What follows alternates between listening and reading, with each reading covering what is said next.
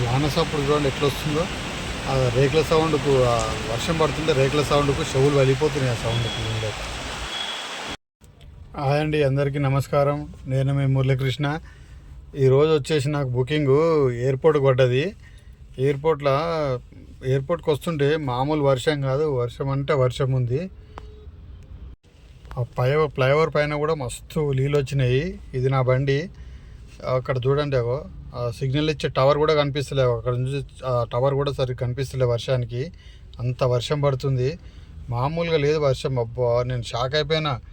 ఇంత వర్షం అసలు నేను పోయేటప్పుడే ఎండ ఉంది ఇక్కడ సికింద్రాబాద్లో, ఈ ఏరియా నుంచి. అక్కడ ఎక్కడైతే మేదిపట్నం దాటినో అక్కడ నుంచి ఫుల్ వర్షం.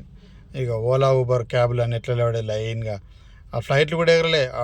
గంట సేపటి దాకా ఫ్లైట్లు ఎగిరినా ఎగరలేదు. వచ్చినాయి కూడా వాళ్ళు బయటికి రాలేదు తొందరగా. 4-5 గంటలు పట్టింది వాళ్ళు బయటికి వచ్చి మళ్ళీ బుకింగ్ తీసుకొని బయటికి వెళ్ళేసరికి. చూడండి, ఎన్ని బండ్లు ఉన్నాయి.